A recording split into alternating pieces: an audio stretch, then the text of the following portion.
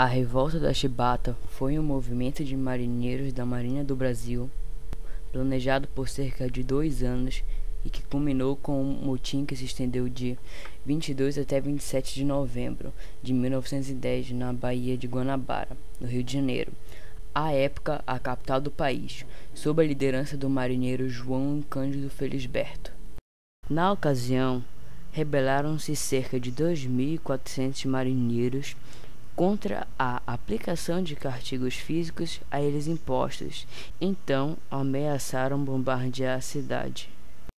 A revolta da Chibata, eu vou falar em termos formais, foi uma revolta legítima contra uma prática de castigo corporal que era uma excrescência no próprio regime constitucional, então, vigente. Era uma ilegalidade.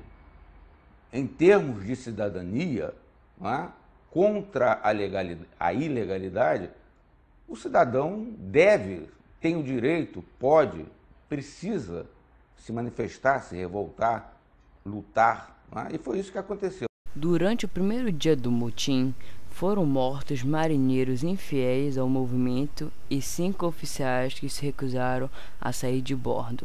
Entre eles, o comandante do encouraçado Minas Gerais, João Batista das Neves.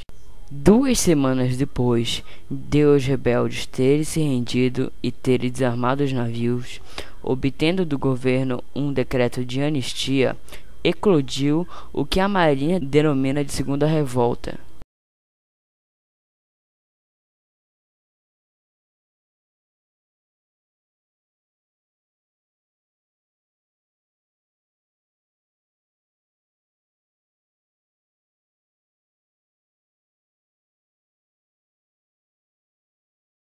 Foi originalmente marcada para 10 dias depois da posse do presidente eleito da República, Hermes da Fonseca, a ocorrer no dia 15 de novembro de 1910. Entretanto, a punição aplicada ao marinheiro Marcelino Rodrigues Menezes, do encouraçado Minas Gerais, precipitou o início da revolta. Por ter trazido cachaça para bordo e em seguida ter ferido com uma navalha o cabo que a delatou, o marinheiro Menezes foi punido não com 25 chibatadas regulamentares, mas sim com 250, na presença da tropa formada ao som de tambores no dia 21 de novembro. O exagero dessa punição, considerada desumana, provocou uma indignação da tripulação muito superior a que já vinha sentido durante a conspiração da revolta. Os comitês revolucionários decidiram que a tomada dos navios se daria na noite do dia 22. A ideia não era matar oficiais, mas rendê-los enquanto estivessem dormindo.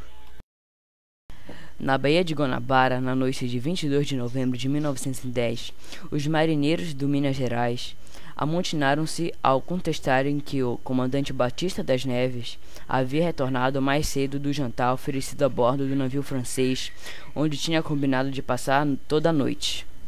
Não queriam mais adiamentos.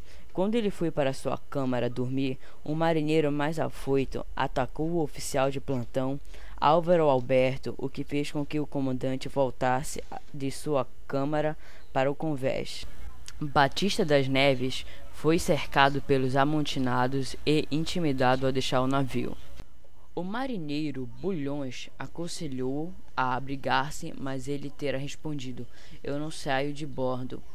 Ao ferir um dos marinheiros, Batista das Neves foi atacado pelo restante do grupo e outro marinheiro disparou contra ele, atingindo-o fatalmente na cabeça.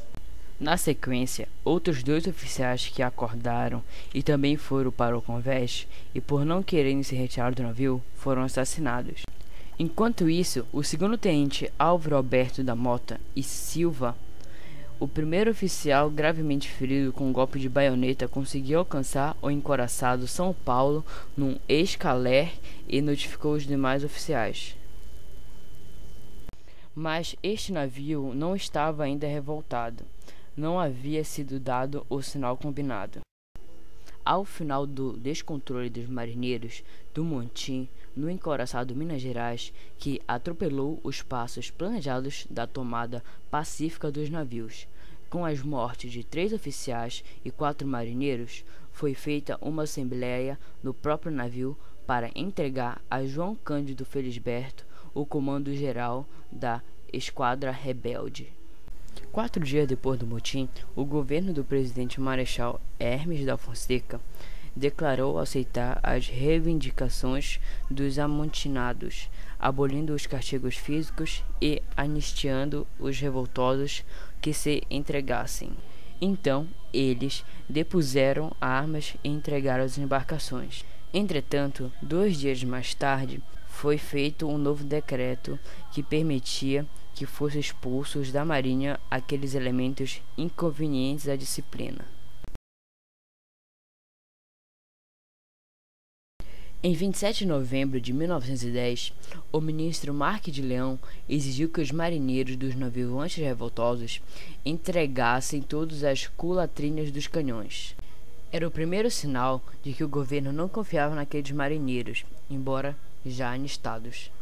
Na imprensa, alguns jornais começam a condenar a fraqueza do governo e da marinha a concederem a anistia aos revoltosos. Alguns oficiais de alta patente davam declarações públicas no mesmo sentido. Os marinheiros não sentiam que a normalidade estava sendo restituída. Obedeciam às ordens, mas percebiam o desgosto dos oficiais.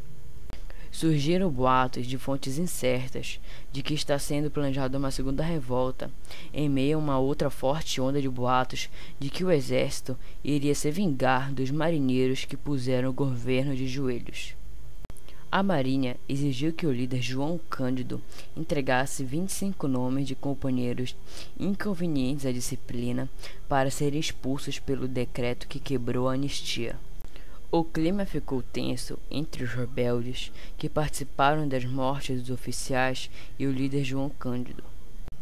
No dia 2 de dezembro foram expulsos 16 marinheiros, 8 marinheiros do Minas Gerais, entre eles o assassino de Batista das Neves, João José do Nascimento, e 8 marinheiros do navio São Paulo. No dia 9 de dezembro, no navio cruzador Rio Grande do Sul, um dos que não aderiram à revolta da Chibata, os oficiais mandaram amarrar e pôr a ferros um marujo no meio do convés. Armaram-se e ficaram de prontidão no passadiço em traje de gala, como nos dias em que ocorria o espetáculo da chibata. À noite, com os marinheiros desesperados com os boatos, com o companheiro amarrado e a possibilidade de volta da chibata, a luz acabou totalmente no navio e eclodiu um princípio de motim, onde morreram um oficial e um marinheiro, mas que, por não ter um motivo concreto, logo se dissipou. Não havia no navio nenhum marinheiro que quisesse tirar o comando do capitão Pedro Max de Frontin, que controlou o arremedo de motim, mas não conseguiu evitar 2 mortes. Ainda no dia 9 de dezembro, os comandantes oficiais da Marinha, já com o comando restituído dos navios anistiados, resolvem abandonar os marinheiros sozinhos. Os marinheiros pedem que fiquem, mas eles acabaram deixando os navios na manhãzinha do dia seguinte definitivamente. No mesmo dia 9, em meio a esta forte onda de boatos, isolados e desorganizados, os fuzileiros navais sublevaram-se na Ilha das Cobras, sem qualquer exigência e nem qualquer relação com a revolta da Chibata. A única relação imaginável seria o fato de estarem ali os marinheiros rebeldes que foram presos mesmo anistados.